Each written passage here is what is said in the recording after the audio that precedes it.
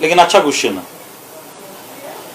लेकिन उनको ये भी पता दीजिए कि कितने सीटों के ऊपर कार्रवाई होनी चाहिए, मिनिमम सीटें कितनी आनी चाहिए थी, पहले कितनी सीटें आई हुई हैं और किन पे कार्रवाई करने की बात में की। उन्होंने खुल के खुलासा नहीं किया कि वो 13 में कार्रवाई कराना चाहते हैं, कि वो 18 में कार्रवाई कराना चाहते हैं, किन नेताओं पे कार्रवाई करवाना चाहते हैं।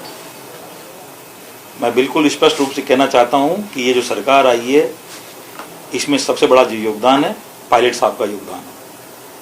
मैं ये नहीं कहना चाहता कि ये भी नहीं कह सकता कि मैं कोई दूसरे नेताओं का योगदान नहीं, सबका सामूहिक भी हो सकता है, लेकिन विशेष रूप से जो ये सरकार बनी है, इससे मैं कांग्रेस की सरकार बनी है, इसमें सबसे महत्वपूर्ण अगर भूमिका है तो सम्मानीय पायलट साहब की है। एक बात और मैं कहना चाहता हूं आपके मार्फत, अभी परसों ही प्रोग्राम हुआ, नागर साहब कह रहे हैं कि पायलट साहब की वजह से सीटें कम आई। मैं आपके माध्यम से पूछना चाहता हूं नागर साहब से कि परसों प्रोग्राम हुआ, उससे पहले भी जितने अभी तक दो विधानसभा में प्रोग्राम हुए, उसके अंदर क्या कारण था कि सम्मानीय पायलट साहब का फोटो हर उनके अंदर था। हर बैकड्रॉप में आपको फोटो मिलेगा पायलट साहब का।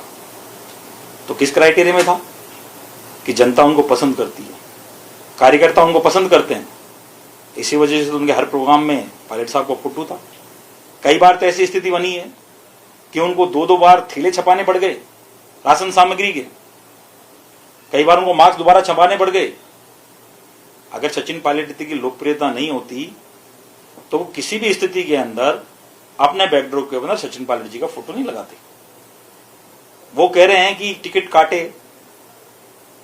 तो मैं पूछना चाहता हूं टिकट क्यों काटे? वो उनको भी मालूम है, आपको भी मालूम है कि टिकट क्यों कटे। टिकट काटा, आलाकमान ने काटा है, माफी मांगे तो आलाकमान मांगे, और क्यों कटा ये कारण भी वो बताएं, खुद बताएं। अगर हम जैसे साथियों को पिछली बार भी टिकट कटे थे तो उसका दोष क्या हम आलाकमान को दें, कांग्रेस के नेताओं को दें? मैं आपके माध्यम से पूछना चाहता हूं, वो कह रहे हैं कि अगर वो होते तो 150 सीटें आती। पिछली बार कौन था जब उनके भाई को चुनाव लड़ाया था? ये तो कांग्रेस पार्टी है, ये सिर्फ कांग्रेस ही है जो कार्यकर्ताओं को वेट देती है। नागर साहब ने क्या कारगिल का युद्ध जीता था कि जेल में बैठे होने के बाद में उनको भाई को कांग्रेस ने टिकट दिया था? 45,000 से चुनाव हार के आए थे, उस समय टिकट किसने दिया था?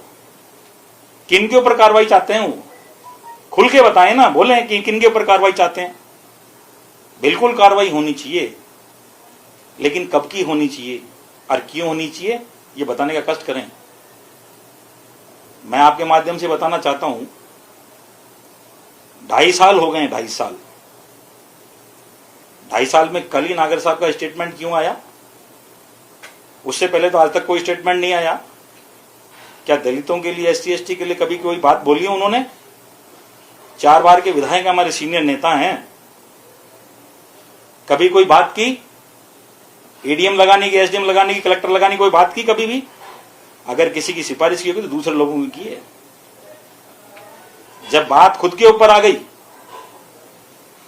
जब बजरी में, ACD में, SOG में केस चला गया, फागी थाने के ऊपर पूरे कार्रवाई हुई, पुलिस की संलिप्तता मिली, जनप्रतिनिधि मिले उसके अंदर, और पानी के अंदर जब जांच जब पूरी हो गई और आंच जब खुद के ऊपर आने लगी तो पहली बार स्टेटमेंट आया है उनका। उससे पहले तो कोई स्टेटमेंट नहीं आया। तो सबसे पहले सोचने की बात है माननीय नागर साहब कि टिकट किसकी कटी। वो कह रहे हैं कांग्रेस कार्यकर्ताओं की जाजम बिछाने की बात कर रहे थे ना, उन्हीं कांग्रेस कार्यकर्ताओं को टिकट मिला था जिन्हें कांग्रेस की जाजम बिठाई है। और आप बात कर रहे हो, कांग्रेस की बात करना चाहते हो, कहते थे कांग्रेस मेरी मां है। तो ये कौन सी मां है कि जिनका बलात्कार करके, तुम पार्टी का बलात्कार करके, कांग्रेस का चुनाव चिन्ह हाथ का बलात्कार करके दूसरे चुनाव चिन्ह भी जीत के आए हो। अगर कांग्रेस के सच्चे सिपाही होते तो कांग्रेस की बात करते, कांग्रेस के कैंडिडेट के समर्थन में आते, चुनाव प्रचार करते, हमारे जैसे रुकते। दूसरे लोग भी रुकते हैं, बहुत सारे लोग रुकते हैं जिनको टिकट नहीं मिलता, उनके जैसे रुकते और इस बात का ध्यान रखते कि कांग्रेस पार्टी ने आपका ध्यान रखा है। जब आप जेल में थे तभी भी आपके भाई को टिकट दिया है, उस बात को भी ध्यान रखना चाहिए था। कांग्रेस ने एक बार टिकट काट दिया था, बात कर रहे। तो मैं कहना चाहता हूं कि जो आरोप लगा रहे हैं उनको साबित करें, और सबसे पहले अपने वहीं से साबित करना शुरू करें।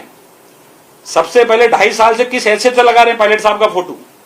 अगर पायलट साहब जनप्रतिनिधि नेता नहीं होते तो उनके किसी भी पोस्टर में पायलट साहब का फोटो नहीं होता। तो दो चीजें नहीं चलेंगी कि एक तरफ आप एक बात करें, दूसरी तरफ ये बात करें, और पायलट साहब को खुश करने के लिए आप फोटो लगा रहे हैं। मैं गर्व से कहता हूं आज मैं पायलट का समर्थक हूं, इसलिए कहता हूं कि मैं चुनाव जीत के आया हूं, उसमें सबसे बड़ा योगदान अगर है तो पायलट साहब का है। तो जो सीटें आई हैं आप देख लीजिए किधर से सीटें आई हैं, कौन से क्षेत्र से सीटें आई हैं, और कौन से क्षेत्र की सीटें किसने बनाई हैं, किसने डुबाई हैं, इसका भी आंकलन करने की आवश्यकता है। आप बात कर रहे हैं 100 सीटें आई हैं, 100 सीटें तो आई, 100 के अलावा भी कितनी आई हैं? 53 सीटें भी कांग्रेस आई है, 21 सीटों में भी कांग्रेस आई है। और कांग्रेस ने वो दिन भी देखा है कि जब हमारी यहां पर एक भी सीट ऐसी की नहीं थी, बाई इलेक्शन में श्री भजनलाल जी जीत के आए थे। तो मैं नागर साहब आपसे पूछना चाहता हूं, क्या एसटी एसटी के लिए 2.5 साल से आप कुछ बोले हो क्या? क्या उनके कार्यकर्ताओं की बात कभी उठाई है क्या? क्या उन कांग्रेस के कार्यकर्ताओं ने जिन्होंने दूधू के अंदर कांग्रेस को वोट दिया वो गलती की है क्या कांग्रेस से? क्या वो कांग्रेस के कार्यकर्ता नहीं है जो कांग्रेस की जाजम बिठाते हैं? कांग्रेस की बात करते हो तो पहले कांग्रेस का मान सम्मान खुद को रखना चाहिए था, पहले खुद को विड्रॉ करना चाहिए था, एक बार साबित करना चाहिए था कि मैं कांग्रेस का सच्चा सिपाही हूं।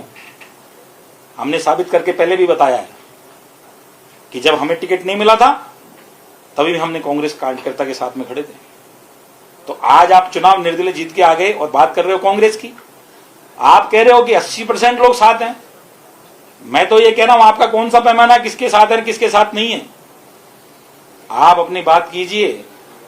आपको जांच के नाम पे डरा सकते हैं, आप डर सकते हो, लेकिन जो लोग काम ऐसे नहीं करते जो जांच के नाम पे न तो डरने वाले हैं न डरेंगे आगे भी। तो सिर्फ जांच के दबाव के अंदर जो आपने स्टेटमेंट दिया सबसे पहले तो उसके लिए माफी मांगनी चाहिए कि एक तरफ तो आप उस नेता की फोटो लगाते हो, एक तरफ उस नेता का अपमान करने की बात करते हो।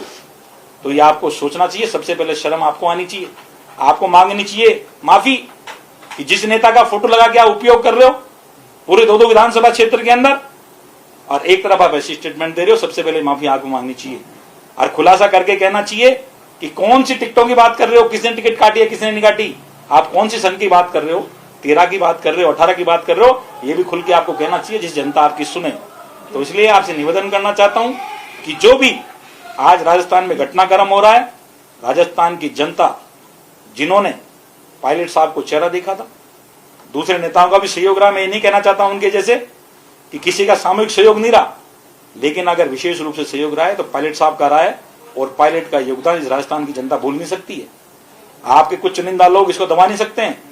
पायलट साहब की वजह से सरकार बैठी है, ये मैं खुले दिल से कह सकता हूं। मैं दूसरों की बात तो नहीं करता, लेकिन मैं कह सकता हूं जिस ओहदे पे मैं बैठा हूं तो उसमें अगर सबका योगदान है तो सम्मानित सचिव पार्टी का सबसे बड़ा योगदान है, जिसकी वजह से मुझ जैसे एमएलए आज विधायक बन के बैठे हैं। इसलिए नागर साहब आपसे निवेदन है कि कांग्रेस पार्टी में जब आप कांग्रेस की बात करना, अभी आप निर्दलीय हो, निर्दलीय की हैसियत से आपने सरकार को समर्थन दिया है तो निर्दलीय की हैसियत से बात कीजिए। कांग्रेस की रीति नीति में आप जल्दी से आप कह रहे थे कि विश्वास नहीं रखने वाले लोग, ये कौन से विश्वास रखने वाले लोग आ गए कि जब कांग्रेस का सिंबल जिसको मिला कांग्रेस तो उसी को कहते हैं। चुनाव चिन्ह हाथ पे लड़ते तो अपनी बात कह सकते थे, लेकिन कांग्रेस का दूधू का कार्यकर्ता ठगा महसूस कर रहा है। इसलिए आपको बड़ी बात कहने की आवश्यकता नहीं है। अपने आप में गिरवान झांक के अपने गिरवान में झांको कि टिकट क्यों कटा मेरा। टिकट कटा तो अपने वजह से कटा है, आपकी वजह से कटा है, किसी ने टिकट आपका काटा नहीं है। इसलिए सबसे पहले अपनी तरफ देखने की सोच है, और जो आपने स्टेटमेंट दिया है तत्काल प्रभाव से इसके लिए आप जनता से माफी मांगिए। जांच की बात आपने कही, क्या उनके ऊपर कोई आरोप है जिनको दबाना चाहते हैं, कोई ऐसा मामला? ये आपके ऊपर है कि पानी के ऊपर तो जांच आई, दूधू के अंदर जो पानी में जिस तरह से भ्रष्टाचार हो रहा है, ये जांच आपके ऊपर कमेटी ने जांच दे दी है। जो बजरी के ऊपर जो आरोप लगे रहे थे उसकी जांच भी चल रही है। तो जांच किस तक जाएगी, क्या जरूरत पड़ी कि जो परसों ही वगैरह उनकी जांच आई है, जो फाइनल रिपोर्ट दी है जांच की वो परसों आई, और कल सर नागर साहब स्टेटमेंट दे रहे हैं, तो जांच से पहले तो नहीं दिया। तो ये सबसे पहले मैं आपके माध्यम से भी कहना चाहता हूं कि इसको आप भी तय तक जाएं कि क्या कारण पड़ गया कि 2.5 साल से जो व्यक्ति नहीं बोले, दलितों के लिए नहीं बोले, एसटी के नहीं बोले, जब उनके समाज के लिए नहीं बोले, हमारे समाज के लिए नहीं बोले, जिनको आज ऐसे स्टेटमेंट देने की आवश्यकता पड़ी, ये क्यों पड़ी, इसकी गहनता से जांच करने की आवश्यकता है। तो ये जांच आप भी कीजिए और दूसरे लोग भी कर रहे हैं कि आज क्या आवश्यकता बढ़ गई। कि नागर साहब ने स्टेटमेंट दिया।